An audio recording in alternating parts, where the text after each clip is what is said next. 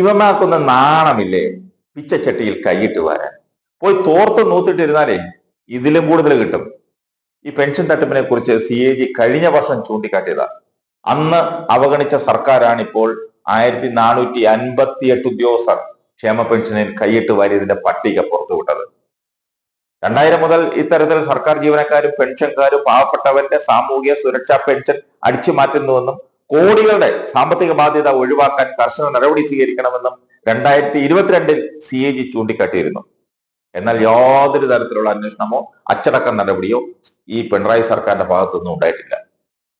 ആകെ 9201 സർവീസ് പെൻഷൻകാരും സർക്കാർ ജീവനക്കാരും സാമൂഹ്യ സുരക്ഷാ പെൻഷൻ വാങ്ങുന്നതായാണ് CAG 2022 പറഞ്ഞിരുന്നത്. 2017-18 മുതൽ 2019-20 വരെ 3 വർഷം 39.5 കോടി രൂപയാണ് ഇത്തരത്തിൽ പൊതു ഖജനാവിൽ നിന്നും കട്ടോണ്ട് പോയത്. ഒന്ന് രണ്ടുമല്ല. ഏതൊക്കെ പഞ്ചായത്തുകളാണ് തുക നൽകിയതെന്നുള്ളത് ജില്ല തിരിച്ചുള്ള കണക്കും CAG നൽകിയിരുന്നു. എന്നിട്ട് മൈൻഡ് ചെയ്തില്ല.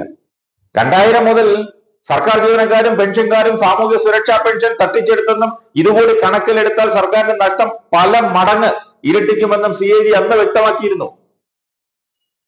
ക്രമക്കേട് വഴി തട്ടിയെടുത്ത പണം തിരികെ പിടിക്കാൻ സർക്കാർ യാതൊരു നടപടി സ്വീകരിച്ചില്ല. ആ കൊടുത്ത ഫയൽ CAG കൊടുത്ത ഫയലിന്റെ മേളിൽ കയറി അടയിരുന്നു. സർക്കാരിന്റെ പെൻഷൻ പദ്ധതി നടത്തിപ്പിലെ വീഴ്ചകൾക്കെതിരെ രൂക്ഷ വിമർശനമാണ് ഇപ്പോൾ ഉയരുന്നത്.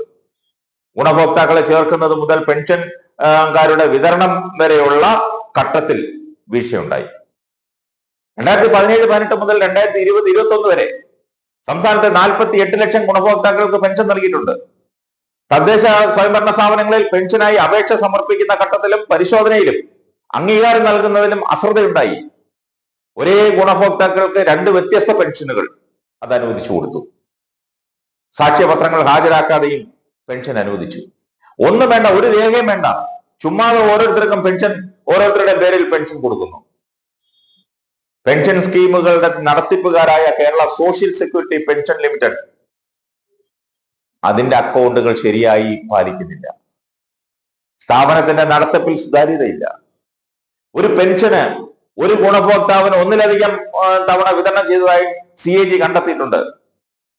മാനദണ്ഡങ്ങൾ കർശനമായി പാലിക്കണമെന്നും പെൻഷൻ സോഫ്റ്റ്വെയർ നവീകരിക്കണമെന്നും CAG ശുപാർശ ചെയ്തിരുന്നു. ആര് കേൾക്കാൻ? ആര് കാണാൻ? ആര് നടപടിയെടുക്കാൻ? കേന്ദ്ര സർക്കാരിൽ നിന്നോ സംസ്ഥാന സർക്കാരിൽ നിന്നോ ശമ്പളം, പെൻഷൻ, ഫാമിലി പെൻഷൻ വാങ്ങുന്നവർക്ക് സാമൂഹ്യ സുരക്ഷാ പെൻഷൻ അർഹതയില്ല. അത് നിയമമാണ്. ആദായ നികുതി അടയ്ക്കുന്നവർക്കും ഇത് വാങ്ങാൻ കഴിയില്ല. എന്നാൽ ഇതൊക്കെ മറികടന്ന് ആയിരക്കണക്കിന് ആളുകളാണ് സാമൂഹ്യ സുരക്ഷാ പെൻഷൻ വാങ്ങുന്നത്. സർക്കാർ സർവീസിന്റെ ഭാഗമായിരിക്കെ മറ്റു പെൻഷൻ കൈപ്പറ്റിയ ഗസറ്റ് ഓഫീസർമാർ അവരുൾപ്പെടെയുള്ള ഉദ്യോഗസ്ഥർക്കെതിരെ കർശന നടപടി സ്വീകരിക്കണം.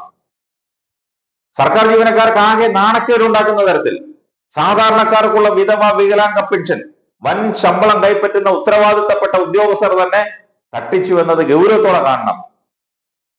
മുഖം നോക്കാതെ നടപടിയെടുക്കണം. അതിന് ഈ പിണറായി സർക്കാരിന് കഴിയില്ലേ? ഇവരിൽ നിന്ന് പണം പലിശ സഹിതം തിരിച്ചു പിടിക്കുന്നതിന് പുറമെ കടുത്ത വകുപ്പ് തല അച്ചടക്ക നടപടികൾ ഉറപ്പാക്കണം. മാത്രമല്ല ക്രിമിനൽ നടപടി സ്വീകരിക്കണം. എങ്കിലേ ഇതൊരു മാതൃകയായി മറ്റുള്ളവരെങ്കിലും പേടിക്കൂ ഇതുപോലെ കട്ടെടുക്കാൻ. കടുത്ത സാമ്പത്തിക പ്രതിസന്ധി മറികടന്ന് പെൻഷൻ നൽകാൻ സർക്കാർ പാടുപെടുന്നതിനിടയിലാണ് സർക്കാർ ജീവനക്കാരുടെ ഈ കൊള്ള. പണമില്ലാത്തതിനാൽ 4 മാസത്തെ പെൻഷൻ ഇപ്പോൾ കുടിശ്ശികയുണ്ട്. പാവങ്ങൾ കിടന്ന് വലയുക. ഒരു നേരത്തെ ഭക്ഷണത്തിന്, മരുന്ന് മേടിക്കാൻ പാവപ്പെട്ടവർ വലയുക.